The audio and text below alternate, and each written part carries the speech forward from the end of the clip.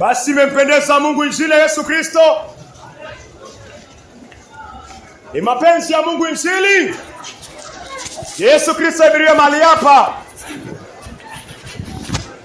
Mungu liyeziumba mbingu kazumba nchi, wa Abrahamu, Isaka na Yakobo, nenda ukanene sawa sana inavyokupendeza Bwana. Na ni kwa jina lake Yesu Kristo aliye Bwana na mkombozi wetu. Amina. Mungu anamwonya mwanadamu akiwa hai. Mwanadamu akifa hawezi jichagulia tena. Mungu anakuonya wakati uko hai. Wakati utaitwa marehemu hawezi jichagulia. Na kuna siku inakuja, Wakorintho wa pili 5. Wakorintho wa pili 5 mstari wake ni wa 10. Kwa kuwa sisi sote inamaanisha Mslamu pia, inamaanisha Mkristo pia, inamaanisha mpagan pia. Mungu anasema kwa kuwa sisi sote. Wewe uko wapi? Wewe nani? Wewe. Mungu anasema kwa kuwa sisi sote. Wewe ukiwa mmoja wao, mimi nikiwa mmoja wao. Kwa kuwa sisi sote tutasimama mbele ya kiti cha hukumu cha Kristo, ili kila mmoja wetu apate kulipwa kwa ajili ya yale ambayo ameyatenda katika mwili wake, yakiwa mema au mabaya. Mungu anasema kila mmoja kuna siku utasimama mbele ya kiti cha hukumu cha Yesu Kristo, na utalipwa sawa sawa na yale umetenda. Uko msikitini, uko kanisani, uko kwa temple. Mungu anasema kuna siku inakuja. Yale unatenda hapa yanaandikwa chini, na kuna siku utasimama mbele ya kiti cha hukumu cha Yesu Kristo na utahukumiwa. Umeishi maisha yako ukilala na wanawake, utalipwa hivyo hivyo. Umeishi katika wizi, utalipwa hivyo hivyo. Umeenda kwa waganga, utalipwa hivyo hivyo. Umeshiriki tendo la ndoa nje ya ndoa yako, utalipwa hivyo hivyo. Maisha gani unaishi? Umeishi maisha ya kilafi, maisha ya kinafiki, maisha maovu, ukivuta bangi, ukila mugoka, ukila miraa. Mungu anasema atakulipa hivyo hivyo. Kwa mahali hapo umetoa mimba, bado unaendelea kulala na wanaume, unalala nao tu. Mungu anakuita malaya na atakulipa kama malaya siku ya mwisho. Mungu anataka toba. Mungu anataka mwanadamu ageuke kwa njia zake mbaya na aziwache, amwamini Kristo na ishi maisha masafi. Mungu anataka toba. Yohana 3:16. Kwa maana jinsi Mungu aliupenda ulimwengu hata akamtoa mwanawe wa kipekee. Mungu alimtoa Kristo ili uondoke katika dhambi, uondoke katika uasi, uondoke katika maisha ya mwili. Weka imani kwa Yesu Kristo, kwa kutubu dhambi ziondolewe na uishi maisha matakatifu. Kama kuna kitu Mungu anachukia ni dhambi. Mungu hapendezwi na dhambi, na Mungu anasema mwanadamu ageuke kwa njia zake mbaya, aike imani kwa Yesu Kristo.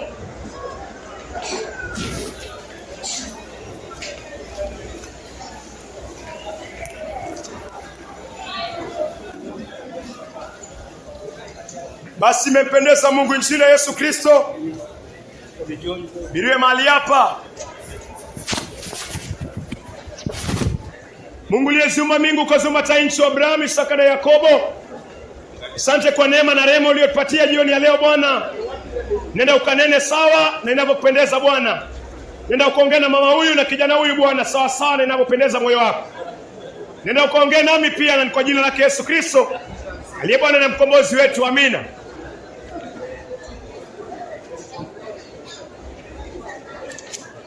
Mungu anaongea katika kitabu cha Warumi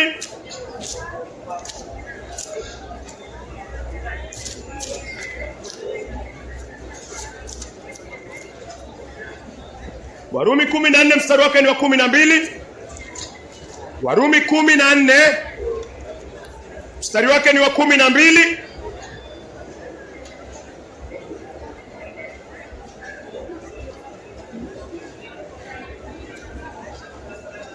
Hivyo basi kila mmoja wetu atatoa habari zake mwenyewe kwa Mungu. Mungu anasema Warumi 14 mstari wake ni 12, hivyo basi kila mmoja wetu, Mungu anasema kila mmoja wetu inamaanisha Mslamu akiwa mahali hapa. Wewe. Mungu anasema kila mmoja wetu, hata wewe, hata mimi vile vile. Mungu akisema kila mmoja wetu, Mungu anamaanisha kila mmoja ambaye yuko mahali hapa, yuko kwa ulimwengu, atasimama mbele za Mungu siku moja na atatoa habari zake mwenyewe. Kila kitu utakisema mwenyewe. Ulisimamisha usherati, utasimama, nitasimama mbele za Mungu, nitatoa habari yangu mwenyewe. Ni habari gani utaitoa? Watu wengi wanafikiria wataisimamisha machafu hapa. Huyu. Wewe unafikiri utalala na kahaba hapa, alafu uvunje ndoa ya wenyewe, alafu uangalie pornografia, ule miraa, ule mugokaa, uvute bangi, uvute sigara, alafu iende hivyo. Wapendwa, kama vile Mungu aishivyo, haitaenda hivyo. Huyo mwanamke umelala naye pasipo ndoa, Mungu atamui hiyo. Mungu anatambua hiyo ni zina. Mungu anatambua hiyo ni zina. Wewe umeolewa, wamwacha mume wako, alafu washiriki tendo la ndoa nje ya ndoa. Mungu anatutambua kama malaya. Malaya ni mtu ambaye analala na wanaume zaidi ya wawili. Malaya ni mwanaume ambaye analala na wanawake zaidi ya wawili. Huyo ni malaya mbele za Bwana. Mungu hataki uchafu. Mungu hataki uchafu. Hata kama unaenda msikitini na unalala na wanawake zaidi ya wawili, mipango ya kando, wewe ni malaya. Na Mungu anaweka neno lake hivyo, na kuna mahali utampeleka. Wewe ndio urekebishike, mimi ndio nirekebishike, kwa sababu ukisimama mbele za Mungu, ukitoa habari yako kama mlevi, utachomwa milele. Utachomwa milele. Na Mungu afanyi mzaa. Mungu atachoma watu siku za mwisho. Yesu atachoma. Kwa nini? Watu ambao wamesimamisha machafu. Hii pumzi ambayo uko nayo, Mungu alimpatia Adamu. Hii pumzi imekufikia pia wewe. Katika kitabu cha Mwanzo 2 mstari wake ni wa 7. Mwanzo 2 mstari wake ni wa 7. Hii pumzi uko nayo ni ya Mungu. Mimi naye hatuna chochote, na tutatoa hesabu tumetumiaje pumzi ya Mungu. Umeenda kwa waganga, Likoni inajulikana kwa wachawi. Watu wanafanya biashara na mizimu. Watu wanapenda hivyo tu. Mpendwa, kuna siku utatoa habari yako mbele za Mungu. Mwanzo 2 mstari wa 7.